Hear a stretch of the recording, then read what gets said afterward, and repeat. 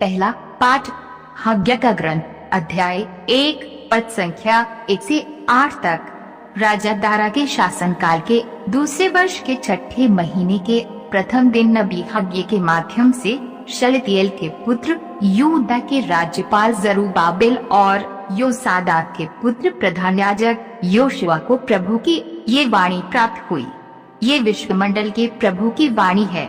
ये राष्ट्र कहता है, अभी प्रभु के मंदिर के पुनर्निर्माण का समय नहीं आया है, किंतु नबी हग्य के माध्यम से प्रभु की ये वाणी सुनाई पड़ी। जब ये मंदिर टूटा फूटा पड़ा है, तो क्या ये समय तुम लोगों के लिए अच्छी तरह आच्छादित घरों में रहने का है? इसलिए विश्वमंडल का प्रभु ये कहता है, तुम अपनी स्थिति पर विचार करो।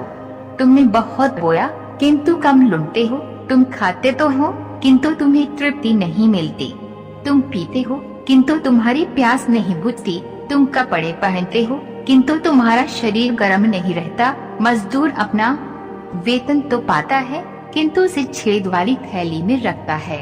विश्वमंडल का प्रभु ये कहता है, तुम अपनी स्थिति पर विचार करो। पहाड़ी प्रदेश जाकर लकड़ी ले आओ और मंदिर फिर बनाओ।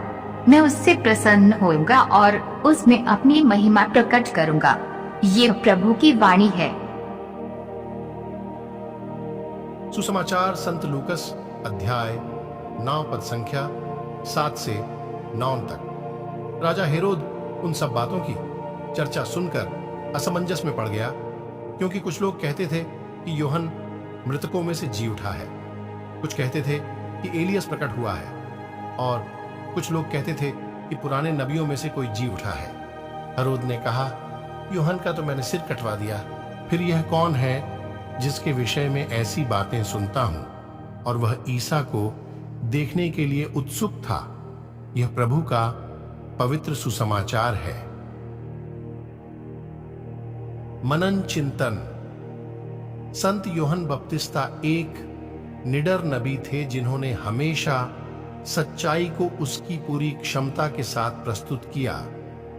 उनकी भाषा सीधी सादी और कभी कभी कठोर भी होती थी। उन्होंने कभी भी भीड़ को आकर्षित करने के लिए अपनी शैली को नरम नहीं बनाया, फिर भी लोगों की भीड़ उनके पास आती थी। यूहन्ना ऊंट के रोओं का कपड़ा पहने और कमर में चमड़े का पट्टा बांधे रहता था। उसका भोजन टिड्डियां और वन का मधु था।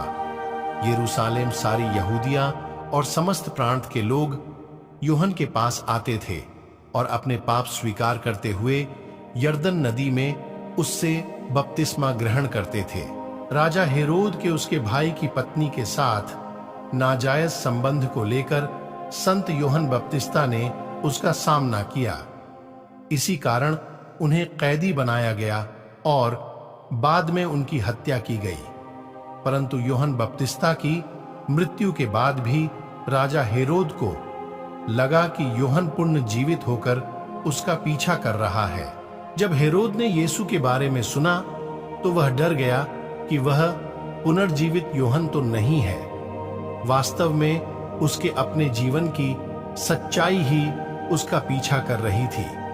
कहा जाता है कि जितना ज्यादा आप सच्चाई को छिपाते हैं, उतनी ही जल्दी वह आपको ढूंढ लेती है। यूहन्ना जिन यहूदियों ने उनमें विश्वास किया, उनसे ईसा ने कहा, यदि तुम मेरी शिक्षा पर दृढ़ रहोगे तो सचमुच मेरे शिष्य सिद्ध होंगे। तुम सत्य को पहचान जाओगे और सत्य तुम्हें स्वतंत्र बना देगा। आइए हम हमेशा सत्य को स्वीकारें और उसी के द्वारा स्वतंत्र बने।